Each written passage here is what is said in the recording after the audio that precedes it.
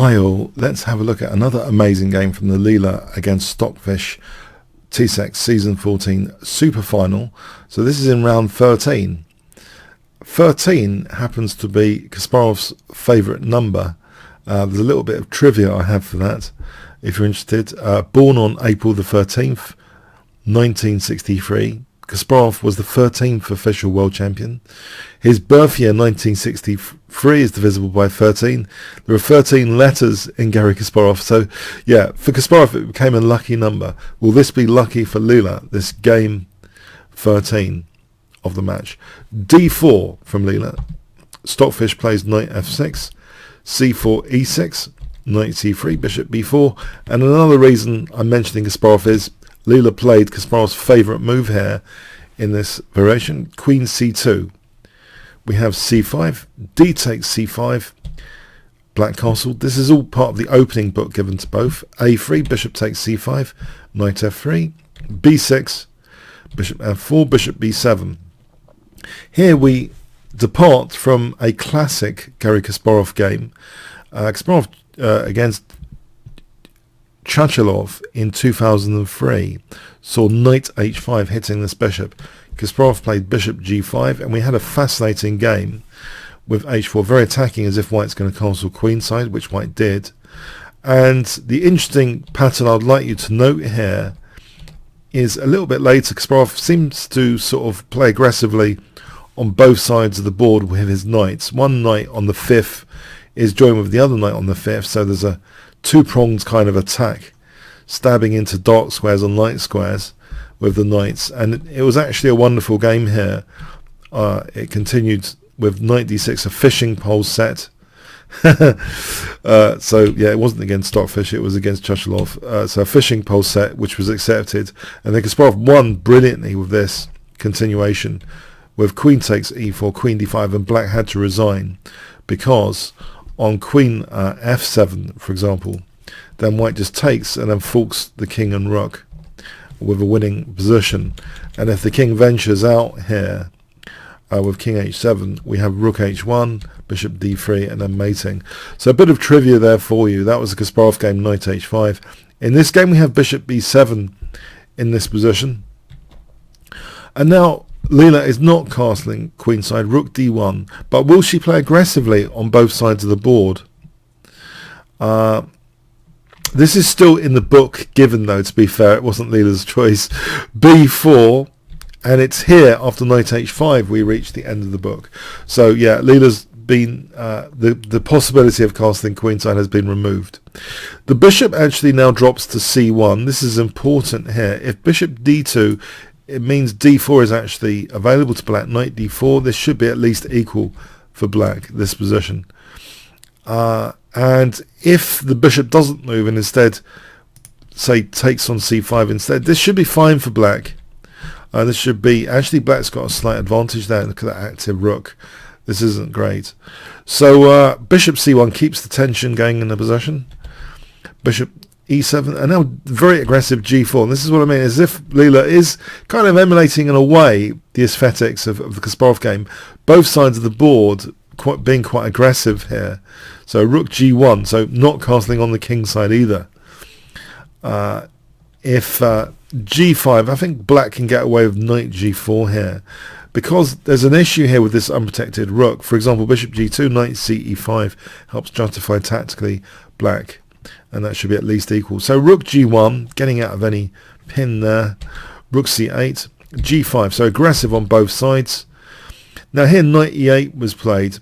There is actually a stem game, even from this position in Chess-Based Live, but knight h5 was seen before in this game, Al Sayed against Sokolov in Build Tournament 2011, which ended up as a win for white. So that's interesting to check out. So knight e8, though, here we're departing any stem games. It seems rook g3, a5, b5, knight b8. So hitting that c4 pawn, that's protected. d6, which does weaken c6. The knight goes to d4, as if, you know, maybe one day it's going to use c6. g6. Black, Stockfish, has the hedgehog formation here, it seems. And seems very solid. Bishop e2, knight g7. But Leela tries to install the dreaded form pawn, it seems, h4, with the idea of not just potentially opening up, but installing the dreaded form pawn on h6. Is that a dangerous idea in this particular configuration? One thing about form pawns or massive knights on d5, for me, they represent the notion of strategic crush, which really is a way you get these elements of the position and it makes the position work for you. It makes the position easier to play once you establish, say, a form pawn or a knight on d5. Leela in this game, we'll see what she establishes. So knight d7, h5. We have rook c7, so ignoring the form pawn threat. So why did black play rook c7? If knight takes h5, it seems white can slowly celebrate black's fracture here and go on to the attack. This, for example, is extremely dangerous, hitting f7 in this line as an example. And once e6 is teased, now g6 is actually a threat, because the knight on f8 is overloaded here, trying to guard g6 and e6. This is a very interesting line where white has a massive attack bring up. It's crashing through, basically, in the variations I've checked out. And if, say, knight g6, rook h3, and then knight takes e6, so the knight on f8 is overworked, and it just smashes through for white. So, yeah, knight takes h5 looks pretty dangerous. Just to recap here. So I mentioned rook e8. If rook takes c4, white can play queen e2, hitting c4 and h5, and then taking on h5, and this is too quick for black. So in the line I mentioned, rook e8 to make knight f8 available. This is, it's just too dangerous for black, this line with rook f3. So check that out on the puzzle book, of course, on the improved menu of chessworld.net. There's a puzzle book for all the variations here you might want to check out. Rook c7 was played then, ignoring the threat of the form pawn, h6. So form pawn established. Does this make white's position easier to play in a way? And that is, I think, one big contrast difference between the way Leela plays and the way Stockfish plays. And that adds to me a lot more interest for the games, because these ways of making things easier to play is obviously of great interest to us mere mortals, us humans with limited, calculation potential. And we also, I feel, in general, we sometimes value the idea of quality versus quantity. So both these notions are actually expressed in this game, as you'll see actually soon. So queen c8, bishop e3. We have e5. Now, remember I mentioned the classic knight on d5? That strategic crush theme, was emphasized in Chernev's most instructive games of chess ever played. Leela plays a positional pawn sack to establish a huge knight on d5. So we've got two easier to play mechanisms going on now. Black did take the knight hit on d6. For example, it's difficult to tolerate this knight without taking it. Before we get into that, if white had played knight b3, then Stockfish plays just knight f4, and this is fine. Black's going to potentially get that e5 square for taking. This is and also weakens c4 sometimes, so this is no good for white. So knight c6 is not only giving white greater dynamic, interesting play, it's suppressing black's interesting play as well at the same time. So black took. If bishop d8, as an example, knight takes is actually really good for that backward pawn to be tortured here. There's actually no easy defense of this backward pawn. It just drops off, basically. Big advantage.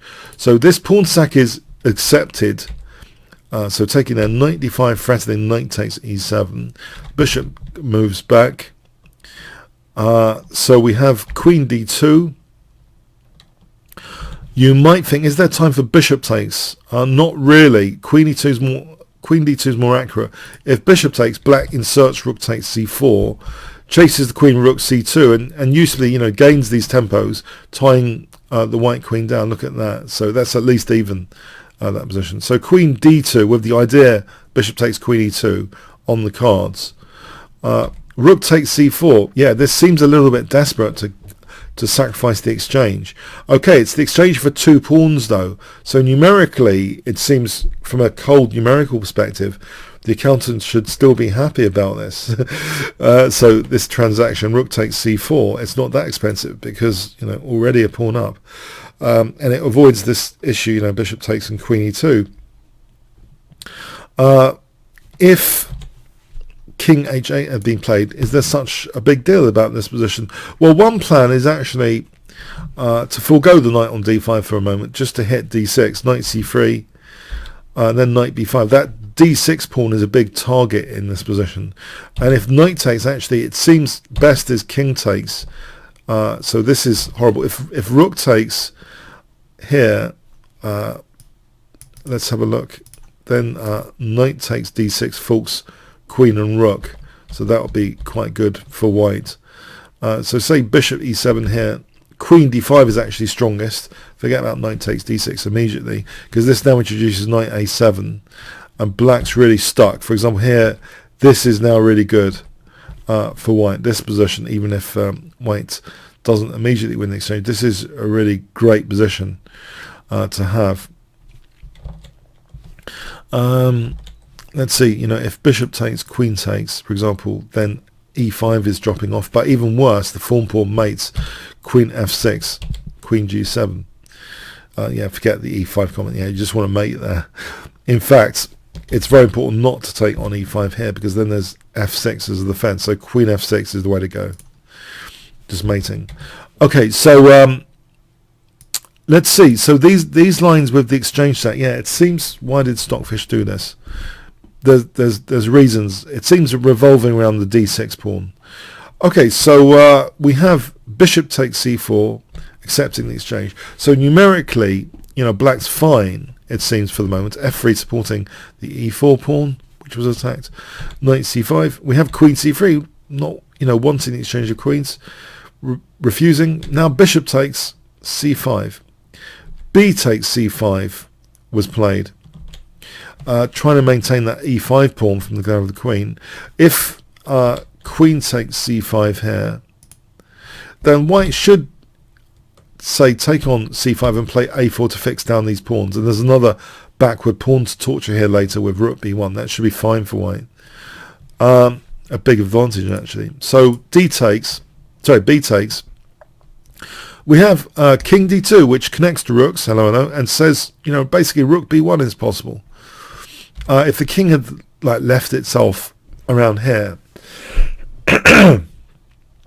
runs into f5, and that should be fine for black, actually.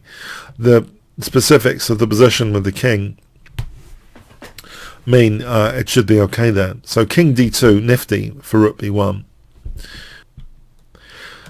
So introducing rook b1, black played actually so f5 anyway, and now we have g takes f6. If black doesn't play f5, let's say rook e8, rook b1 is quite comfortable here for white. This is a nice comfortable position with that knight on d5. Good prospects for white. Advantage technically to white. So f5, trying to generate some counterplay. G takes. If it's not taken, say rook b1, it seems the black queen has a4 to play with, putting pressure on e4. So together with that f5 pawn, this is at least equal for black. So it's taken, which maintains white's centre without a hassle a bit. Knight takes, knight e3. We have now bishop e7 being played. So not minding the exchange of queens, but otherwise, you know, things like king c2, that d6 pawn is vulnerable. So bishop e7, the queens come off, and now as humans we can see that this a pawn could be quite dangerous. And even if black gets another pawn or two, this is like worth its weight in gold, basically.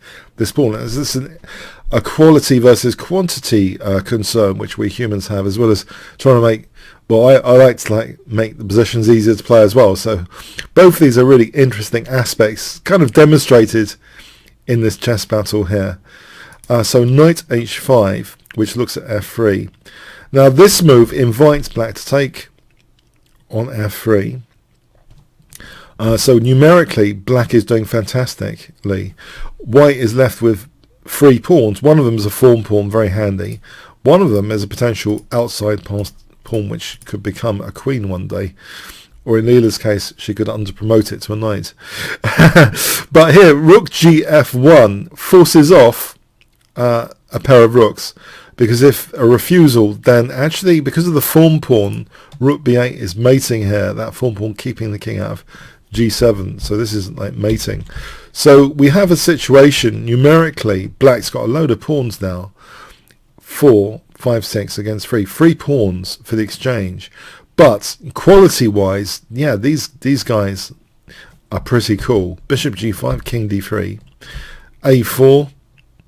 If knight f4 check doesn't really make much of a difference here. Say this taking 4 pawns up, 3 pawns up, but outside past pawn. And this scenario here, for example, shows that really white's getting the advantage because of the passed a pawn.